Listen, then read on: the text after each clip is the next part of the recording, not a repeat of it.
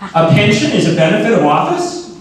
And George Bush and Dick Cheney will accept pensions?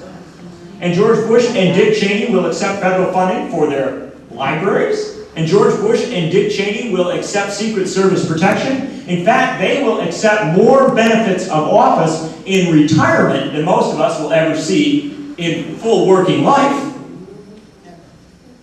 Don't let anybody tell you.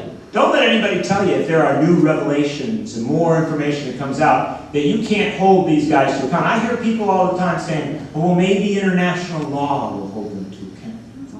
Maybe some foreign court will indict them. Maybe someone in France will do the right thing.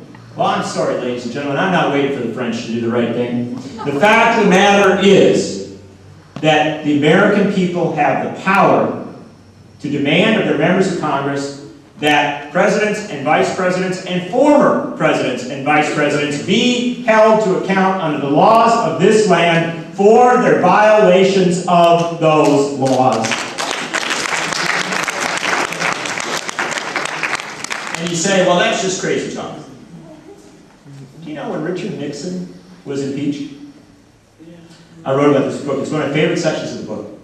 When Richard Nixon was impeached, after, he left before the impeachment. He did not want it on his record that he had been impeached. So he quit before. And a group of members of Congress, Liz Holtzman and others, came to Peter Rodino, the chairman of the House Judiciary Committee, and they said, we should just go right on with impeachment. It's totally legal, and we should impeach Nixon. And he said, oh, it'll just upset people. And here's the interesting thing. What they said to him was and I dedicated the book actually to Henry B. Gonzalez, the great congressman from Texas. Yeah, he deserves that applause. If you don't know who he was, Henry B. Gonzalez he hated bankers. And you know what? None of this current scandal, none of the mortgage crisis, none of it would have occurred if Henry B. Gonzalez had still been in charge of the banking committee. I absolutely guarantee you. He died of a broken heart. He quit Congress in 2000. 6 years after the Republicans had took charge. He was getting to be an old man. He was quite sure he'd never again get control of the banking committee, and so he finally left Congress. But Henry B. chaired the banking committee for decades, and yet he lived in a one-room apartment and drove a 20-year-old car. He was the last politician who got nothing for doing the right thing. And he absolutely defended the controls on banking and mortgage companies. He was a fabulous player. But he was also a fan of impeachment. And Henry B. Gonzalez had a great line. He said this about Nixon, and then he said it again about Reagan in '87 when Reagan did Iran-Contra. Oh, they had that whole committee thing. They investigated Reagan, and they gave him a very firm slap on the wrist. Henry B. Gonzalez moved articles of impeachment against Reagan. He went down to the floor of the House. And he said, mark my words. 20 years ago, or actually, no, 13 years ago, we had the opportunity to impeach Richard Nixon. We did not see it through. Now we are dealing with far more serious high crimes and misdemeanors. Mark my words.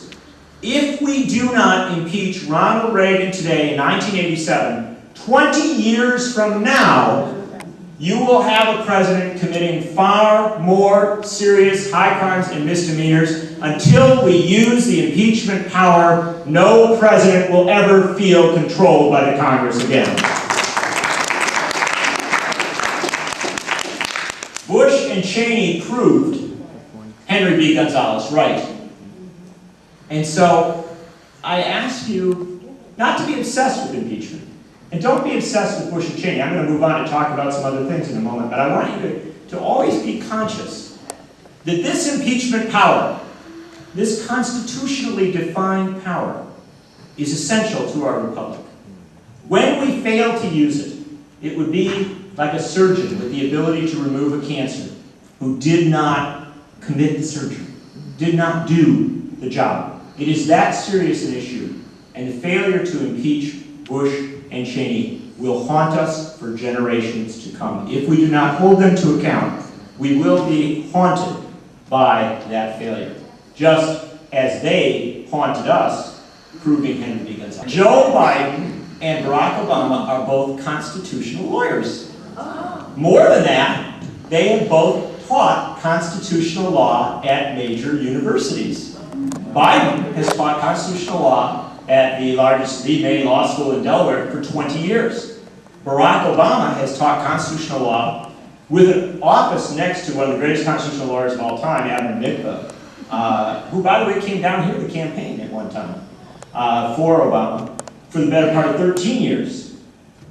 We have a president and vice president of the United States for the first time in history, never before in the history of the Republic, we're both trained constitutional lawyers. Now, if you're a cynic, you say, well, you know, maybe they'll let us down. But here's the nice part about it. The most cynical thing you can say about it is that, unlike George Bush and Dick Cheney, when they violate the Constitution, they'll know it. Biden and Obama, both constitutional lawyers.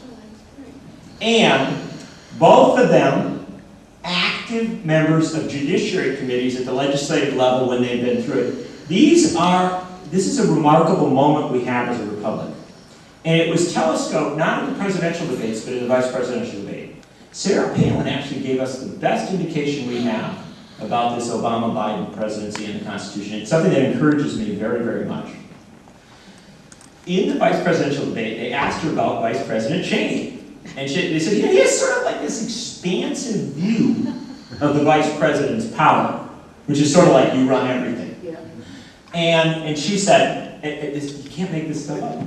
Sarah Palin goes, yeah, I really find a lot of his attitudes kind of exciting. You know, I think we can build on this. And I'm thinking to myself, I was there. I was actually in St. Louis for the debate, and I'm going like looking at people going, I mean, she's saying she wants to do more than Cheney. Ought this not frighten us a little bit? And to his immense credit, Joe Biden came off that, not with some flip remark, not with some casual response, but saying, look, this is a very serious issue. For the last 8 years, we have had a vice president who has operated far beyond the constraints of the Constitution. He has used the office to do things that he is not permitted to do. This is inappropriate, and when I am the vice president of the United States, I will obey my oath of office and respect the constraints on the executive branch. They have their imperfections, I understand that. But the core building blocks of this republic are constitutional building blocks. And if we have a president and a vice president who respect the Constitution, understand it, and feel constrained by it, we will see a slow but steady rebuilding of the American experiment in the best possible way. They may make mistakes. They may do imperfect things. But if they begin to pull us back toward the Constitution, they will pull us back toward ourselves. Lincoln saved the Union so that it could someday elect an African American president. Lincoln did what he did so that we could reach this point. We stand on the shoulders of giants, always. I know Barack Obama is not a perfect man, but I know you are perfect people.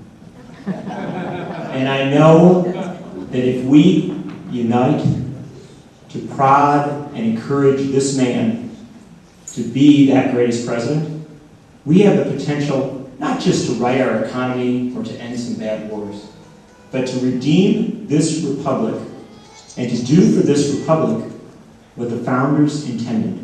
They were imperfect men and women, but their intent was that this country would be, as Lincoln said, the last great hope for humanity. Let us be that last great hope. Go out and make Barack Obama's presidency the greatest in the history of the republic. There can be, I know I love impeachment, but there is no better way to impeach George Bush and Dick Cheney than to follow them with a president and a vice president who change and repair every bit of damage they did to the Republic. Thank you very much.